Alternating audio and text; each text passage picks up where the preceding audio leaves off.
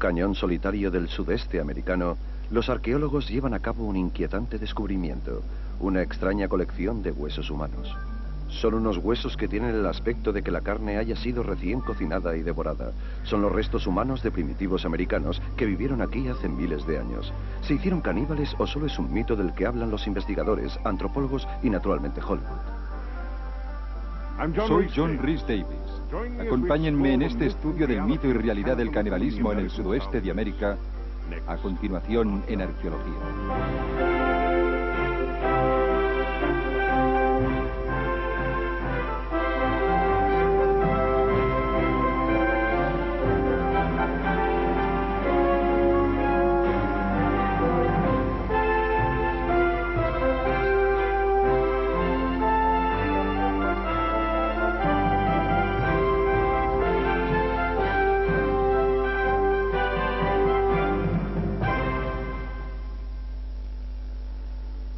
Aquí, en la meseta del Colorado, donde esta linda con Nuevo México, Utah y Arizona, 1000 años atrás era el hogar de los pueblos Anasazi. Y aquí, por primera vez, fue donde se encontró esta extraña colección de huesos humanos que indicó la posibilidad de que existiera el canibalismo. Recientemente, el arqueólogo Tim White los ha analizado. La colección Mancos se compone de 30 personas aproximadamente, niños, mujeres y hombres. Sus restos se hallan extremadamente fragmentados. Han sido explotados en demasía debido a la necesidad de alimentación. Estos son indicios de canibalismo. El canibalismo es una idea que atrae a muchos arqueólogos. A fin de conseguir publicidad para sus investigaciones o para conseguir oyentes y seguidores de sus tesis, están aparentemente obligados a afirmar que su emplazamiento y sus descubrimientos muestran indicios de canibalismo. Creo que han caído en la tentación. ¿Es por tanto el canibalismo una irresistible tentación?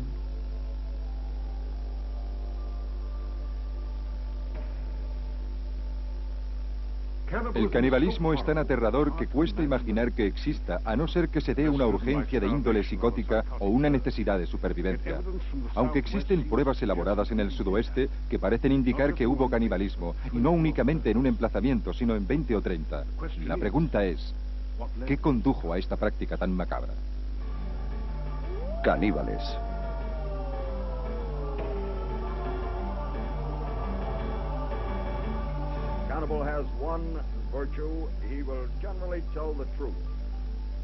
En este documental de 1956, los habitantes de las islas del Pacífico Sur quedan retratados como caníbales salvajes. Una de las virtudes del caníbal es que siempre dice la verdad. Cuando un caníbal te sonríe, tienes que ser capaz de imaginar lo que está pensando, y hay bastantes posibilidades de que no solo piense en comerte. Las historias sobre canibalismo son un fenómeno mundial, y el hecho de afirmar su existencia es una de las maneras más comunes de estereotipar y simplificar las diferentes culturas. El antropólogo Bill Arens es muy conocido por su libro El mito del comedor de hombres, un estudio del canibalismo desde los comienzos de la historia. Casi toda la humanidad ha sido ilustrada alguna vez como caníbal. Por ejemplo, hay ilustraciones de los judíos como caníbales, es decir, que se alimentaban de la sangre de los cristianos, de indios americanos, de indios africanos, y todo esto antes de que existieran las cámaras. Cuando investigaba en un pueblo de África, todos los lugareños creían que yo era caníbal. No había ni una prueba que lo demostrase, pero ellos lo creían. Y me enteré de que se pensaba que los blancos y todos los europeos eran caníbales. En el reseco e implacable desierto del sudeste, 1000 años antes de Colón, los campesinos americanos primitivos cultivaron maíz y desarrollaron una cultura muy particular conocida como Anasazi, o la cultura de los antiguos. Los Anasazi construyeron estas estructuras espectaculares. Eran viviendas de 200 habitaciones erigidas sobre estos precipicios con unas torres de vigilancia de 3 pisos y unas cámaras ceremoniales o kivas como las que todavía se usan en los pueblos. El arqueólogo Jack Smith estuvo excavando aquí, en Mesa Verde, Colorado, durante muchos años.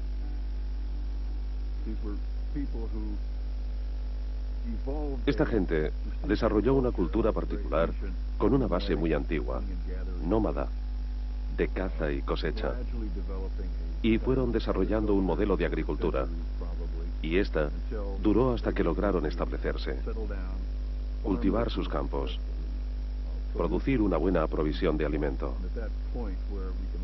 Y una vez que se les puede llamar campesinos, ya podemos considerarlos Anasazi. Los Anasazi dejaron esta meseta 2 siglos antes de que llegaran los españoles. Nadie sabe por qué. Pero, aunque estos emplazamientos hoy están vacíos, los habitantes no desaparecieron. Algunos creían que se habían trasladado a Río Grande y a otros valles, lo que hoy es Arizona y Nuevo México, donde construyeron pueblos como los de los Taos, conocidos mundialmente por su arquitectura, su cerámica y su joyería. Las obras de arte de los ceramistas y orfebres nativos americanos están muy buscadas por los turistas y los coleccionistas.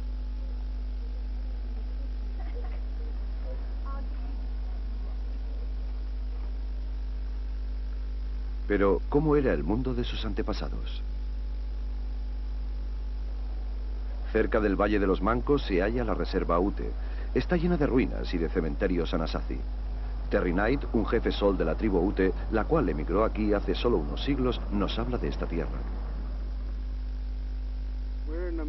Estamos en plena tierra Anasazi, sentados probablemente en una torre de vigilancia o de control. Esta tierra es casi la misma que antes, cuando estaban los Anasazi, cuando esta torre estaba llena y existía la agricultura aquí, al lado del río. En 1973 se llevó a cabo una excavación en un pequeño pueblo cerca del río Mancos. Se descubrió una extraña colección de huesos humanos que pertenecían a 17 adultos y a una docena de niños por lo menos. Se despedazaron en pequeños fragmentos y se vio que mostraban señales de haber sido quemados. Más tarde se descubrieron unos 12 emplazamientos parecidos con el mismo tipo de huesos esparcidos por la tierra.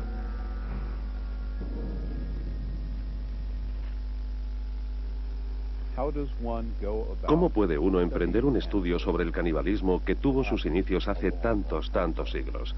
Pues la respuesta es empezando por los huesos. A falta de más pruebas etnográficas o de testimonios humanos, White inicia un estudio exhaustivo, el canibalismo prehistórico en Mancos. Algunos de estos emplazamientos cuentan con más de 30 individuos. Hay hombres, mujeres y niños, y son fundamentalmente diferentes de los restos mortales que nos encontramos en los mismos emplazamientos. Esto es, porque en los mismos emplazamientos encontramos amplias zonas de enterramientos junto a las ofrendas funerarias, y tienen mucha importancia porque en ellos se respetaba considerablemente a los muertos. Y estas pruebas no son a las que me estoy refiriendo. Yo me refiero al conjunto de huesos que aparece fragmentado, a veces tanto que son inidentificables. En otros cientos de emplazamientos Anasazi también fueron descubiertos montones de huesos de ciervo y de ovejas de cuernos grandes. ¿Los Anasazi se alimentaban de estos animales? ¿Es posible también que se comieran a los humanos? Para demostrar su tesis, White utilizó huesos de animales actuales para establecer una comparación de lo que podía haber ocurrido aquí con los restos humanos. Esto es un hueso de una pata de ciervo. Se puede ver la pezuña en su extremo. Este hueso es el medio podial. Y una de las cosas que ocurren cuando se mata a un ciervo es que han de utilizarse instrumentos muy puntiagudos y cortantes para extraerle la piel, como esta astilla. Con esto pueden hacerse marcas en los huesos, y es posible analizar las marcas que se han hecho en los huesos al arrancarse la piel. En el proceso, el siguiente paso es la descarnación, extraer la carne del hueso. Al hacerlo, se imprimen todavía más marcas en los huesos. Este hueso acaba de ser descarnado, pero eso no es todo en cuanto a sus posibilidades de alimentación y a su valor nutritivo, puesto que en el interior del hueso se halla el tuétano. Cuando White estudió los huesos humanos de Mancos, descubrió que había marcas y erosiones, al igual que en los huesos de los animales descarnados. Además, había un rasgo peculiar que caracterizaba a todos los huesos masacrados. Descubrimos que los huesos humanos estaban fracturados. No solo habían sido machacados con yunques y piedras, sino que además, estos eran los que contenían más tuétano en su interior. Y los huesos pequeños y delgados, aunque eran mucho más frágiles, quedaron intactos. Todo esto indica que los que machacaban los huesos ya sabían que cuando el diámetro no alcanzaba una cierta medida, el hueso no tenía valor nutritivo. Pero si el hueso es suficientemente grueso y la cavidad de la médula suficientemente amplia, el valor nutritivo es alto. Entonces el hueso es indudablemente fracturado.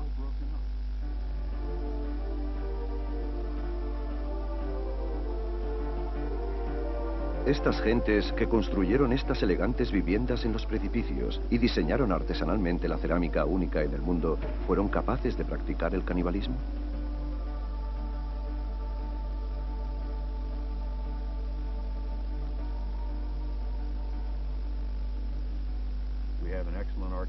Aquí en el sudoeste disponemos de unos testimonios arqueológicos excelentes. Contamos con sus viviendas, sus cementerios, las huellas de su cultura y tenemos 20 o 30 acontecimientos aislados muy poco comunes. He conseguido componer un cuadro junto con otros científicos que estudian lo mismo que yo. Un cuadro del proceso de modificación del hueso humano, que es el mismo que el proceso animal, y que nos demuestra que una de las cosas que se produjo en el sudoeste fue el canibalismo. Creo que es imposible demostrar que aquí hubo canibalismo. Solo puede comprobarse que los huesos se hallaban en un estado determinado. Y si no somos capaces de decir qué es lo que la gente hizo exactamente para obtener huesos de este tipo, no creo que sea inteligente llegar a la conclusión de que estas gentes eran caníbales. En realidad, no sabemos lo que estaban haciendo. Respecto a esto, creo que a pesar de que Tim White es muy perfeccionista en sus estudios de literatura y en sus análisis de los artefactos, creo que se ha dejado seducir por la idea de canibalismo. Para él, ha sido inevitable llegar a la conclusión de que estas personas eran caníbales.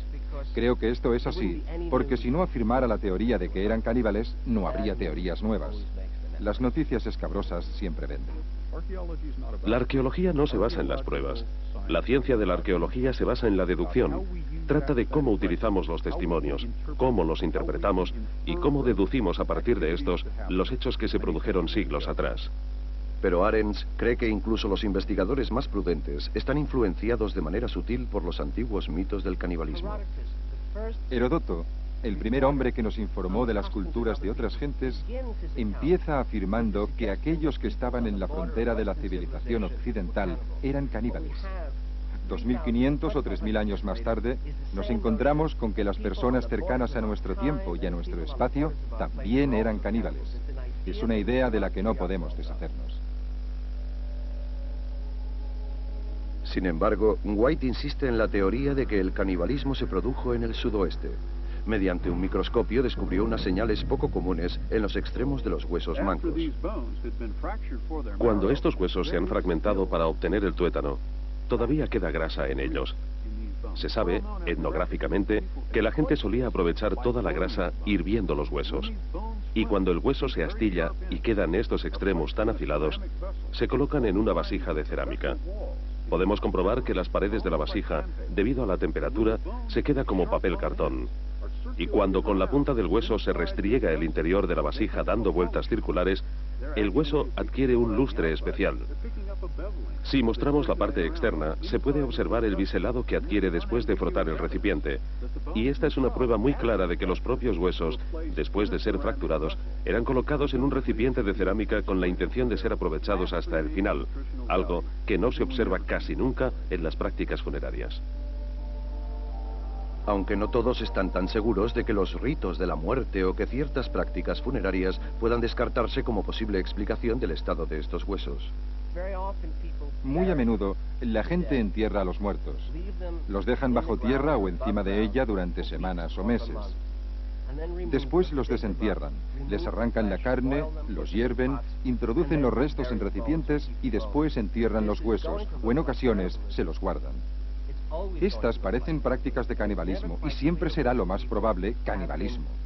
Y no queda nunca muy claro si comerse a los muertos es un acto de respeto o simplemente ocurre que se los comen. Peter Bullock es un estudioso de la arqueología anasazi del Museo de Nuevo México de Santa Fe. Es muy posible que la descarnación y que el segundo enterramiento de restos humanos, tal y como informan los aborígenes australianos, se produjera en el sudoeste americano.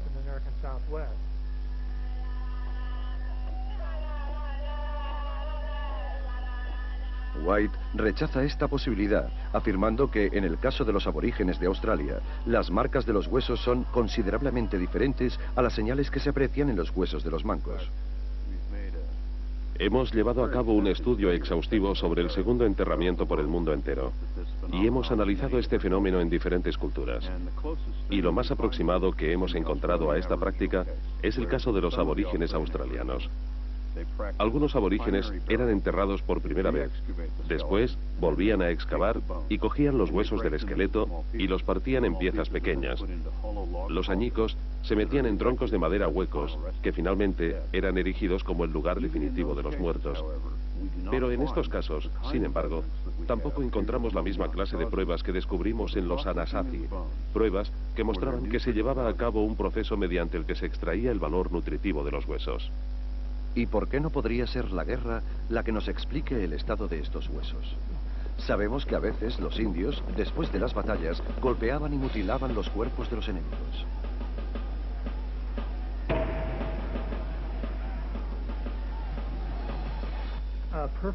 Un ejemplo modélico son los restos humanos de la batalla del pequeño Gran Cuerno. Los huesos presentan el mismo tipo de trauma, la previa descarnación, y las señales de cortes y del uso de cuchillos. Incluso disponemos de información directa de los indios que nos hablan de las mutilaciones que se practicaban a los cuerpos después de la guerra, y en general no aparecen indicios de canibalismo en la batalla del pequeño Gran Cuerno.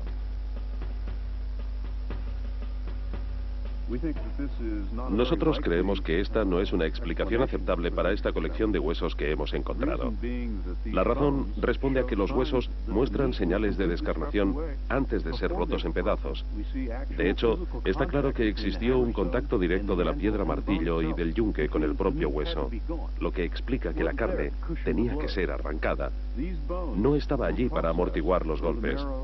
Los huesos fueron trabajados para obtener el tuétano de su interior.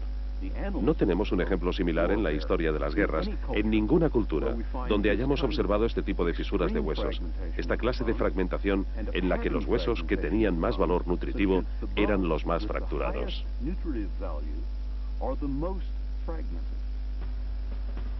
Por otro lado, Terry Knight explica que tal vez la guerra podía conducir o contribuir al canibalismo, dada la existencia de una necesidad tan concreta. Si Dios daba muerte a un héroe guerrero en la batalla, es posible que hubiera canibalismo y que se celebrara este banquete tal vez a modo de ritual. Quizá querían comerse la carne de esta persona para adquirir su fuerza y sus poderes.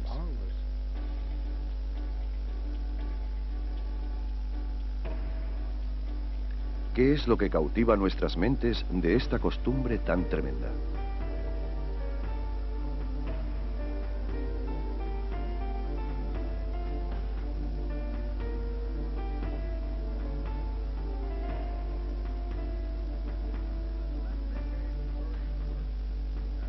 Tal y como apunta Bill Arens, el canibalismo suele ser algo exótico y poco común, normalmente basado en escasas pruebas o a veces nulas. Hemos de demostrarnos a nosotros mismos que nuestra civilización ha progresado. La única manera de demostrar que hemos avanzado es admitir que en el pasado actuábamos de manera diferente. En el pasado nos comíamos entre nosotros. Actualmente ya no hacemos este tipo de cosas. Y por tanto, hemos de ir con mucho cuidado a la hora de acusar a unas gentes de canibalismo, porque sabemos qué significa una cosa así. Significa que nosotros somos mejores que ellos, y si somos mejores, tenemos el derecho a gobernarlos. Terry Knight nos ofrece otra visión sobre la posibilidad de que los nativos americanos del pasado tal vez practicaran el canibalismo. Es una posibilidad. Nuestra sociedad, nuestras costumbres y nuestras ideas a veces tienen algo de salvaje, así que sería mucho más fácil, especialmente para un arqueólogo indio, llegar al emplazamiento y decir, sí, canibalismo, bueno, ¿y qué? Tomemos nota y continuemos. Pero el canibalismo ha existido en tiempos más recientes, cuando la vida está en juego.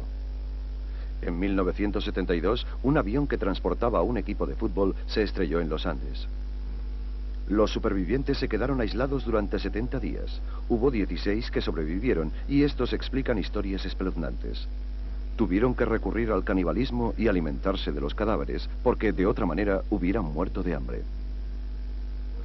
Y en 1846, el famoso grupo de los Donner cruzó Sierra Nevada hasta California y vivió el peor invierno del siglo.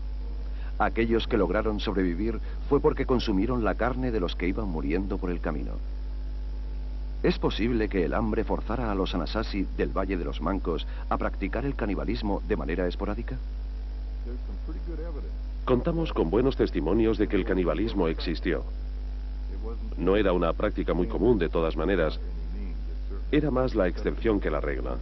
Y esto explica que se diera en unas circunstancias excepcionales y poco habituales. Y cuando decimos que se dio el canibalismo entre los Anasazi, no nos referimos necesariamente a que los Anasazi eran caníbales. Hemos de tener en cuenta que la supervivencia, el instinto de supervivencia, no se caracteriza por sus tabúes. Imaginemos hace 1000 años lo que podía causar un año de sequía a una tribu entera o a un grupo de gente.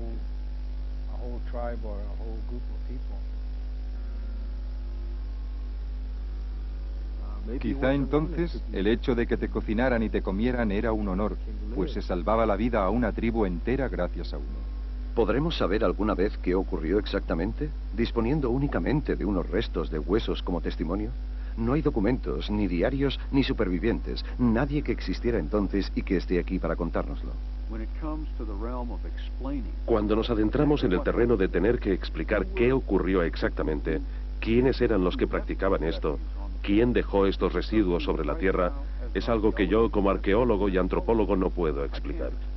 Todo lo que puedo decir es que el canibalismo existió hacia el año 1100 después de Cristo en el Cañón de Mancos.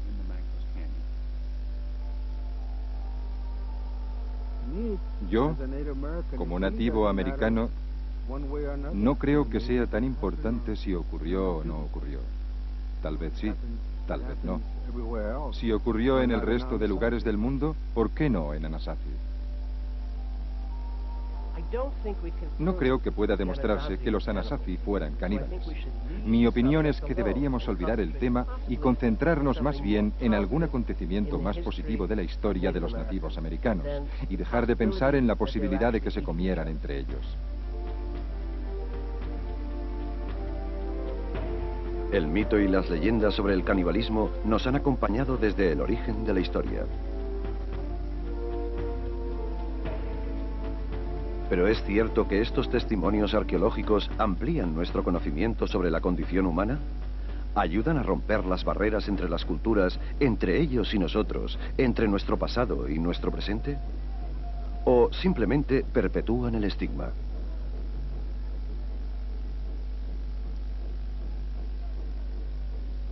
Los Anasazi ya no están con nosotros. Hemos de servirnos de la arqueología para entender a estas gentes, para adquirir una visión lo más aproximada posible a su mundo, saber quiénes eran, cómo vivían, qué hacían. El canibalismo es uno de los elementos de su cultura, y creo que con estas investigaciones se ha conseguido. Creo que es importante entender la cultura no solo en su dimensión moderna, sino también entender su evolución, estudiando las culturas del pasado y llegar a una total profundidad de la experiencia humana. El canibalismo es parte de ello. Creo que no sería científico de nuestra parte desviar nuestros ojos de ello simplemente porque sea un tema tabú o porque nos sentimos incómodos al hablar de ello.